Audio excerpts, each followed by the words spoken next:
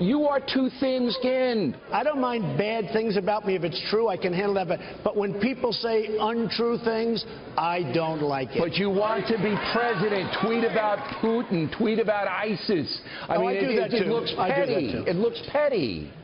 I do that too, Bill. Don't you think it looks petty? No, I mean, I do that too. I do a lot of different things. But you know my point. When people go after me, hey, look. Like Jeb Bush went after me. I didn't start it with Jeb Bush last night. I didn't start it with him. He comes out of nowhere. So O'Reilly and Trump going back and forth last night. That interview happened right before this. A crowd of thousands greeting Trump at the airport in Phoenix. Big crowd. A bit earlier today, I talked to Trump's son, Eric, about all this. Watch. Eric Trump, good morning. Good morning, Bill. Thanks for coming back. The comment about being too thin-skinned, is there truth in that? I'd say that's the exact opposite. I mean, my father's probably taken more incoming in this, whole election cycle than probably anybody, right? I mean, there's not a day where some magazine or somebody's not going after him, and he's one of the toughest people. I mean, I see it in my business life. I mean, he is tough as nails. He is rock solid, and so. Listen, he has a lot of people coming after him, and he's willing to stick up for himself, right? But I think the bigger point is that he doesn't need the tweets. It's not necessary. Yeah, but he already has the stage. But he's a counterpuncher, right? If somebody comes after him, he hits back. That's his personality. I mean, that's what's made him the great success that he is. He's willing to hit back, and I think it's important. I wish we had more leaders that were willing to hit back. You see some of the people up on that stage. None of those people have ever hit back. I mean, that's what makes Donald Trump Donald Trump. And Jeb Bush took a shot the other night, and he did hit back with this comment. Donald, is great at the one-liners, but he's a chaos candidate, and he'd be a chaos president. And that is the memorable line. And on Jimmy Kimmel last night, your father said he has been a little divisive, and ultimately everyone has to come together.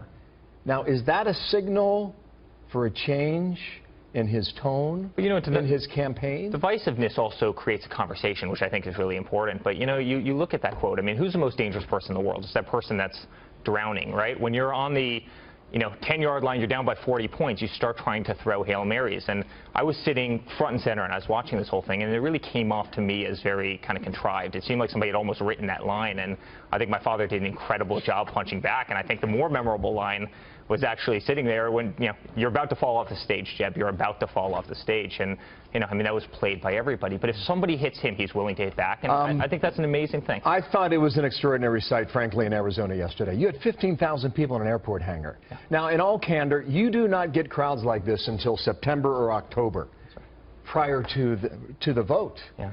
And your father said this is a movement. We have a message. We won't have other people take advantage of us. What's that mean?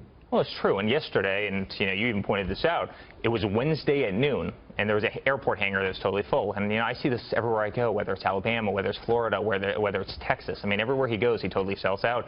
There is a movement. I was walking down here this morning. People were coming up to me on the street. Tell your father to go all the way. He's the first person who's direct. He's the first person who says what everybody's thinking.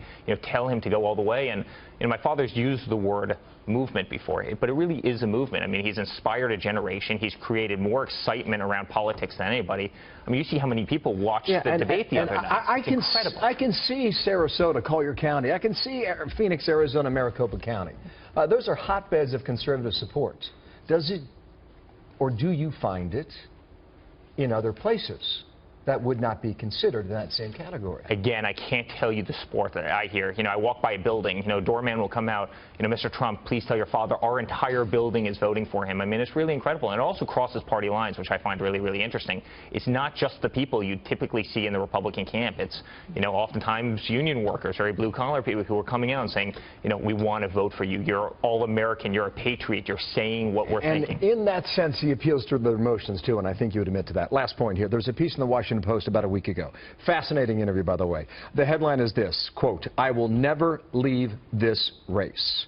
The other night he said he would not leave the Republican Party, but there is a reason, Eric, why these questions continue to follow him. Last word.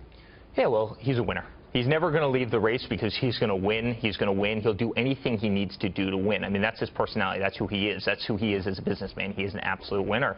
He's going to do this. And, I looked him in the eyes a couple weeks ago and I said, listen, you're going to win this thing. You are absolutely going to win this thing. I mean, he believes it. I believe it.